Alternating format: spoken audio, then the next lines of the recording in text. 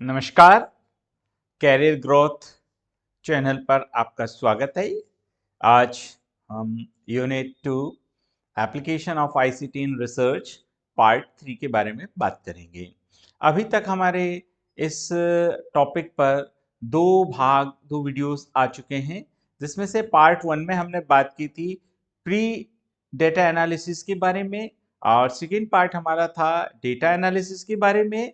और आज हम थर्ड पार्ट में बात करेंगे application of ICT in research और पोस्ट डेटा एनालिसिस के संदर्भ में कि जब हम पोस्ट डेटा एनालिसिस करते हैं तो वहां पर आईसीटी किस प्रकार से हमारी हेल्प करता है।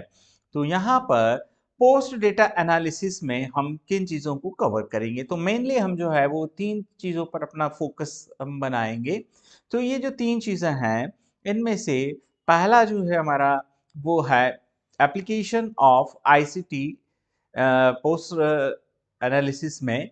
पहला हमारा क्या है, रेफरेंसेस एंड बिब्लियोग्राफी कंपाइलेशन, है ना। जब हमारा रिसर्च वर्क कंप्लीट होने की कगार पर आता है, हमने डेटा कलेक्ट किया, हमने डेटा को एनालिसिस किया। अब डेटा एनालिसिस के इस अंतिम चरण में हम क्या करते हैं, उसको डेटा को, जो भी हमारे पास डेटा आया है ना, उस डेटा को अब हम क्या करते हैं, बिब्लियोग्राफी और कंपाइलेशन, प्लैगियरिज्म, ये बहुत सारी बातें हम उसमें शामिल करते हैं। तो पहला तो हमारा आएगा रेफरेंसेस एंड बिब्लियोग्राफी, और सेकेंड हमारा है article and thesis, dissertation, discussion among researchers, है ना। सेम जो हमारे टॉपिक से रिलेटेड अदर रिसर्चर्स भी हैं, उनके साथ हम किस तरह से डिस्कशन करने में आईसीटी को यूज कर सकते हैं। Then supervisors and supervisees etcetera. और थर्ड है प्लैगियरिज्म डिटेक्शन, है ना, साहित्यिक चौरी जिसे हम कहते हैं प्लैगियरिज्म। तो प्लैगियरिज्म की जांच करना, और अगर प्लैगियरिज्म हमारे इसमें है तो हम उसे किस तरह से रिमूव कर सकते हैं। तो रेफरेंसिंग टूल, है ना, रेफरेंसिंग, ऑलरेडी मैं रेफरेंसिंग स्टाइल्स के बारे में एक अलग से आपको वीडियो बता चुका हूं। और अगर आपने वो वीडियो नहीं देखा है तो आई बटन पर आप उसको क्लिक करें और रेफरेंसिंग स्टाइल्स नाम से वो वीडियो है मेरा, आप उस वीडियो को देखिए तो आप समझ पाएंगे कि रेफरेंसिंग रिसर्च में कितना महत्वपूर्ण है। तो उस वीडियो में जो हमने रेफरेंसिंग की बात की थी, वो रेफरेंसिंग करने में आईसीटी हमारे लिए किस प्रकार से कारगर सिद्ध होता है, हम उन्हीं के बारे में आज बात करने वाले हैं। तो रेफरेंसिंग टूल्स जो है are handy to organize and format references so that you can easily incorporate them in your essays, research papers, dissertations and PhD thesis।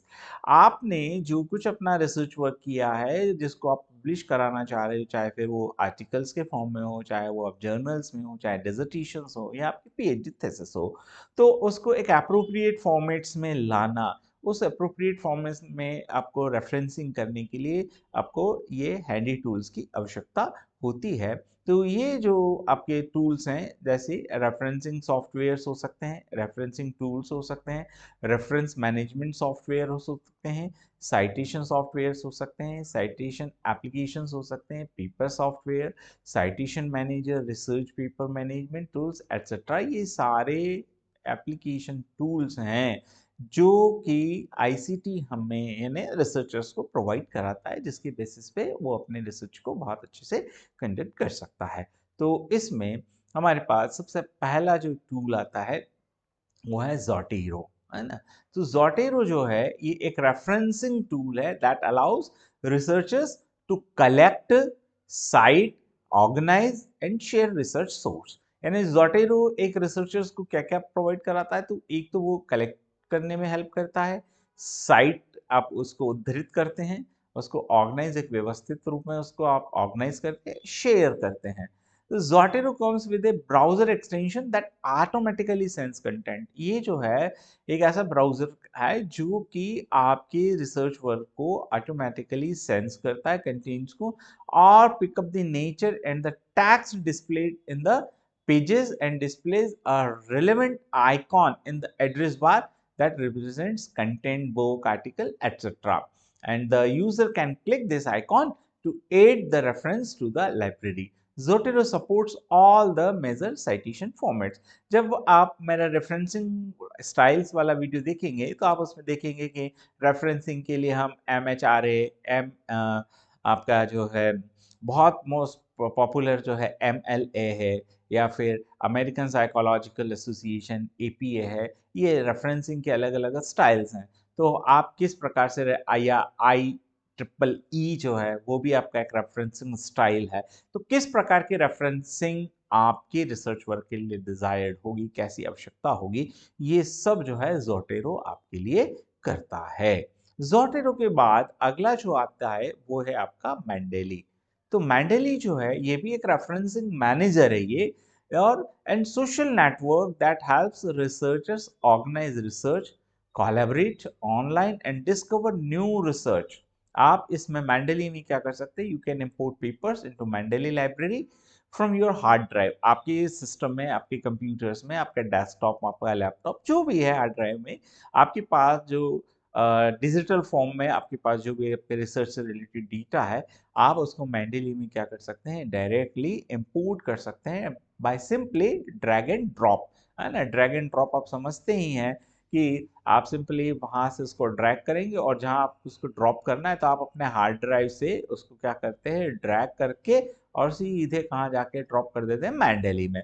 तो Mendeley में आपका इस तरह से वो रेफरेंस हो जाता है, और यहाँ पर Mendeley चूंकि एक रेफरेंस मैनेजर है, तो ये क्या करता है, वेरियस वेब डेटाबेस आपकी पेपर्स से रिलेटेड जो भी है उसको ये सर्च करता है और फिर आपको रेफरेंसिंग करने में मदद करता है। इसके बाद आता है आपका एंड नोट। एंड नोट जो है वो एक पैड मैनेजमेंट टूल है। ध्यान रखें यहाँ पर मैं स्पेसिफाई तो नहीं कर पा रहा हूँ, लेकिन फिर भी मैं कोशिश कर रहा हूँ कि जो आपके ओपन सोर्स है या पैड वाले हैं, और उसमें क्लैरिटी के साथ में आपको बता पाऊँ। फिर भी यदि किसी में छूट जाता है तो वो आपको उसके लिए सर्च करके आप खुद पता लगाएं कि कौन जो है वो ओपन सोर्स पैकेज है या ओपन सोर्स सॉफ्टवेयर है, और कौन से जो है वो पेड है। तो जैसे एंड नोट की हम बात करें तो ये एक पेड मैनेजमेंट टूल है। ये रिसर्चर्स को क्या अलाउ करता है, तो ये रिसर्चर्स को अलाउ करता है import reference directly from online source. आपके जो डायरेक्टली ऑनलाइन सोर्स जहाँ से भी आपने कोई रेफरेंस कलेक्ट किया है, रेफरेंस लिया है आपके रिसर्च पेपर पर, तो ये वहाँ से ले आता है, जैसे पबमेड, वेब ऑफ साइंस, है ना, लाइब्रेरी ऑफ कांग्रेस एक्सेट्रा। अब आप देखिए वेब ऑफ साइंस पिछले फर्स्ट जो आपका इसका पार्ट था ना, वहाँ पे ये नाम आया था। लिटरेचर रिव्यू में जब आप देखते हैं या लिटरेचर कलेक्शन जब करते हैं तो वहाँ पर ये सारा नाम आया, एक ICT टूल में आया हुआ है। तो ये वहाँ से ये सारा चीज़ें करता है, और अपलोड करता है एक list of references in citation manager formats. एक पर्टिकुलर जो उद्धरण या साइटेशन फॉर्मेट्स होता है उसमें पूरी एक लिस्ट बना के और उसको जो है आपके लिए अपलोड कर देता है। फिर आता है सिटावी, है ना। साइटावी या साइटेशन से यही बना हुआ है। तो Citavi is a reference management tool tech combining referencing with the task management. Citavi allows users to search for source, analyse content, structure ideas and write a paper. आप देखिए यहाँ पर ये क्या एक नया शब्द भी आया, एंड राइट ए पेपर। ये आपका जो भी कहना चाहिए, आपके पास जो भी चीज़ें अवेलेबल है, आप जैसे उसको साइटावी में इंपोर्ट करते हैं तो आपके कंटेंट को ये एनालाइज करता है, उसके सोर्स को चेक करता है, आइडियाज आपको प्रोवाइड कराता है, और साथ ही आप जो है एक पेपर को लिख सके, है ना। You can import PDF bye dragging and drop. Again यहाँ पर आप देखिए कि ये भी क्या है, आपको आपके जो PDF फाइल्स हैं उसको सीधे सीधे drag and drop facility available कराता है। And 8 books and article using ISBN, है ना। आपके जो आपने जैसे ही PDFs को ड्रैग एंड ड्रॉप मेथड से यहाँ पे साइटावी में लेकर आए हैं, तो ये फिर क्या करता है, उसको जो है ISBN के बेसिस पे आपके आर्टिकल्स, बुक्स आदि को जो है वो रेफर कर देता है। इसके बाद आता है आपका, है ना, प्रोक्वेस्ट रैफ वर्क। तो ये भी एक पैड रेफरेंस मैनेजमेंट सॉफ्टवेयर है। ये सिमिलर टू है EndNote, but RefWorks is web based as in the reference database is stored online. यानी अगर आपका जो डेटाबेस है वो ऑनलाइन फॉर्मेट में स्टोर्ड है तो वहां पर आपको जो है वो प्रोक्वेस्ट बहुत अच्छा रहेगा। तो the reference can be accessed and updated from any computer with an internet connection. Internet connection से जो कोई भी सिस्टम्स कनेक्टेड है तो वहाँ पर आप जो है वो रेफवर्क को यूज कर सकते हो। रेफवर्क्स राइट इन साइड माइक्रोसॉफ्ट वर्ड एडिन, ये माइक्रोसॉफ्ट के वर्ड में एक एडिन ऑप्शन के रूप में आपको मिलता है। और this plugin allows users to insert references in the text and generate a bibliography in a wide variety of format। बहुत सारे फॉर्मेट्स में आपको जो है ये बिब्लियोग्राफी प्रोवाइड्स कराता है। इसके बाद आपका आता है पेपोपाइल। तो पेपोपाइल ये गूगल डॉक्स एड ऑन है ना। ये अभी देखिए, अब पिछला वाला जो था वो आपका वर्ड में एड इन था, ये आपका गूगल डॉक्स में एक एड ऑन मैनेजिंग है जो रेफरेंसेस इन बिब्लियोग्राफी के लिए यूज होता है। तो if you are using Google Docs for writing papers instead of MS Word, अगर आप एमएस वर्ड में कर रहे हैं तो आपको जो प्रो रैफ वर्क्स में जाना चाहिए, है ना। जो पिछले अभी मैंने आपको ये देखिए, ये आपका ये है प्रो क्वेस्ट रैफ वर्क्स। कब? जब अगर आप जो है माइक्रोसॉफ्ट वर्ड यूज कर रहे हैं। और अगर आप माइक्रोसॉफ्ट वर्ड यूज ना करके आप अगर गूगल डॉक्स यूज कर रहे हैं तो फिर आपके लिए बढ़िया एक एड ऑन कौन है? पेपोपाइल है। Paperpile allows you to import, है ना, just like Zotero and EndNote citation into the Google Docs. ये आपको जो है आपके जो साइटेशंस जो जोटेरो या एंडनोट ने तैयार किए उनको भी ये यहाँ पर इंपोर्ट कर लेता है। You can insert citation format citations and generate a bibliography. यहाँ पर भी आप क्या करते हैं? बिब्लियोग्राफी को जनरेट कर सकते हैं। In full text PDF is available for an articles. You can use Paperpile to store them in Google Drive. और फिर आप उसको जो है गूगल ड्राइव में भी, क्योंकि इस ऑब्वियसली गूगल डॉक्स का एक एड ऑन है, तो यहाँ पर जो भी आप वर्क करेंगे आप उसको जो है अपने गूगल ड्राइव पर भी स्टोर कर सकते हैं।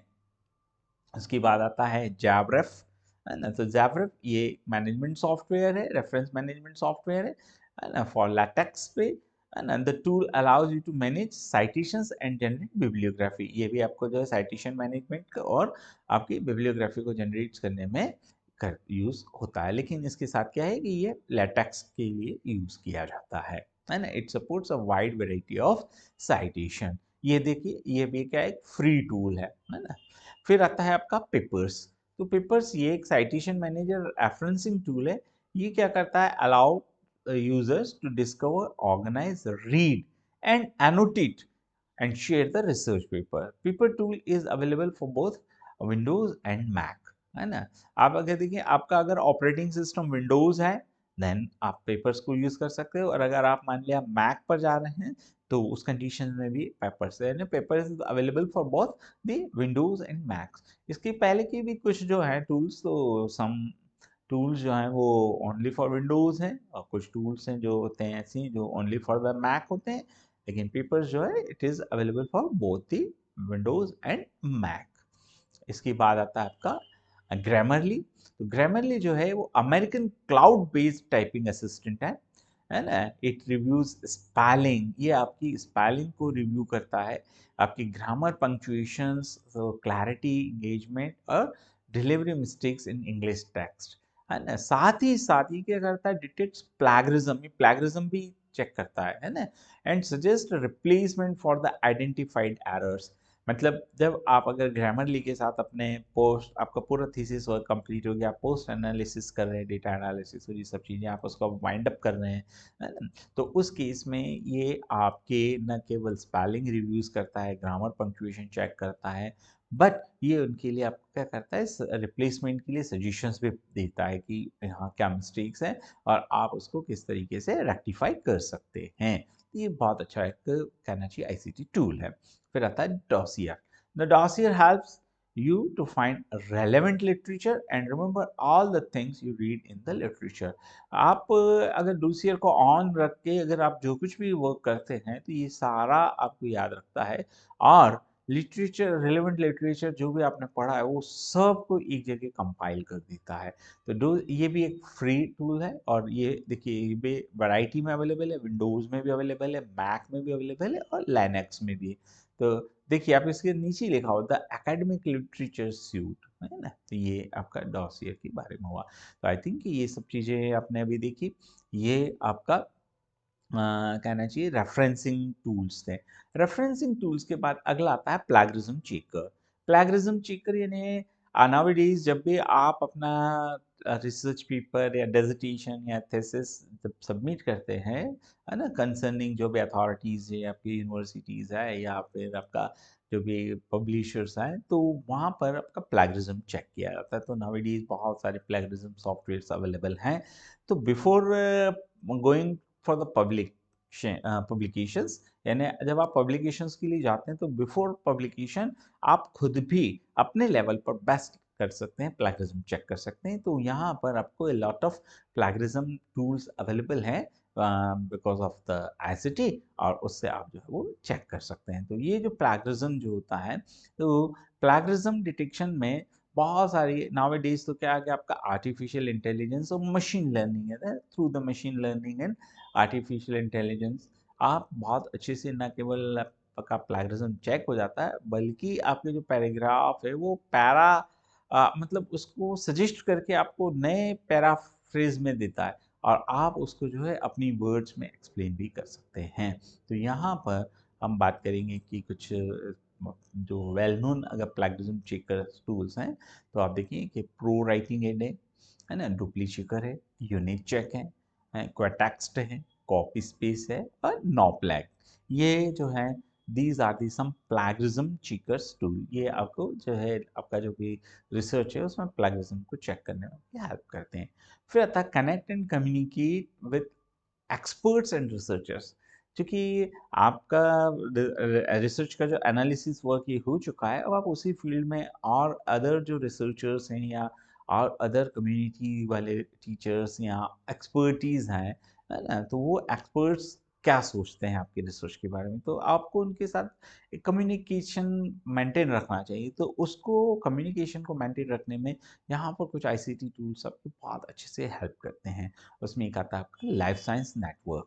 तो लाइफ साइंस नेटवर्क जो है ये एक इंटरनेट प्लेटफॉर्म है for the professional networking and sharing information and knowledge in life sciences. Life sciences है ना, लाइफ साइंस के सब्जेक्ट जैसे बॉटनी, जूलॉजी, है ना, या बायोकेमिस्ट्री, इस टाइप की जो भी यानी जो लाइफ साइंस के अंतर्गत सब्जेक्ट्स आते हैं, उनसे रिलेटेड ये बहुत अच्छा एक नेटवर्क है।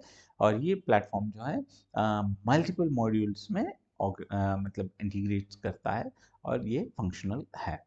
फिर आता है आपका the open science framework, OSF, है ना। तो OSF जो है ये एक ओपन सोर्स सॉफ्टवेयर है ना, जो क्या फैसिलिटी प्रोवाइड करता है, तो स्पेशली ये साइंस रिसर्च की बात करता है ना। The framework was initially used to work on a project in the reproducibility of reproducibility of psychology research. Starting में ये साइकोलॉजी मनोवैज्ञानिक जो विषय थे, मनोविज्ञान रिसर्च उससे जुड़ा था, but subsequently become multi discipline. लेकिन बाद में जो है ये मल्टी डिसिप्लिनरी हो गया, मतलब बहुत सारे विषय बहु अंतर संकाय बात ये करते हैं, है ना। देन इसके बाद आता है आपका scienceopen.com। तो ये भी एक वेब बेस्ड प्लेटफॉर्म है that host open access journals. It is freely accessible for readers and authors and publishers, and it generates its revenue via promotional services. ये ओपन सोर्स तो है, लेकिन साथ में ही क्या है कि भाई कोई भी अगर फंक्शनिंग करेगा तो उसके लिए रेवेन्यूज तो चाहिए, तो ये अपना रेवेन्यू जनरेट करता है बाय प्रमोशनल सर्विसेज एक्टिविटीज। किसके लिए? For both the publishers, authors and institutions. इसके अलावा आपका एक है वेबएक्स बाय सिस्को, स्काइप है, टीम व्यूअर माइक्रोसॉफ्ट का है, तो ये भी आपको कम्युनिकेट्स करने में बहुत अच्छे हैं। नाउअडेज तो कोविड के बाद तो बहुत सारे कहना चाहिए कि थीसिस और प्रेजेंटेशन वाइवा जो होता है, तो वो जो है वेबएक्स पर, टीम व्यूअर, स्काइप, जूम, इन सब का यूज करके, तो वो क्या है कि इंटरेक्शन है, कम्युनिकेशन है बिटवीन द रिसर्चर्स। तो ये बहुत अच्छे आपके टूल्स हैं। तो with the help of these tools आप जो है अपना आईसीटी को बहुत अच्छे से यूज कर सकते हैं। तो आई होप कि आपको ये वीडियो बहुत ही इंटरेस्टिंग, बहुत ही यूजफुल लगा होगा। और अब हम अगले वीडियोस में यूनिट 2 के कुछ पिछले वर्षों के जो क्वेश्चंस आए हैं उनके बारे में बात करेंगे। तो यदि आपने अभी तक मेरा वीडियो चैनल जो है यूट्यूब चैनल सब्सक्राइब नहीं किया, तो प्लीज़ सब्सक्राइब कीजिए। और मैं यूनिट 1 में अभी तक 82 क्वेश्चंस प्रीवियस में जो पूछे गए हैं विद एक्सप्लेनेशन, उसको 2 पार्ट में मैं आपके वीडियोस बना चुका हूँ। अब नेक्स्ट जो है मैं वीडियो बनाऊंगा आपको यूनिट 2 के लिए। तो यूनिट 1 और यूनिट 2 हमारी कंप्लीट हो चुकी है। मैं पूरी इसकी एक प्लेलिस्ट जो है अपलोड कर रहा हूँ, आप वहाँ से उस लिस्ट को ले सकते हैं और अपने सारे वीडियोस देख सकते हैं। बस थैंक यू।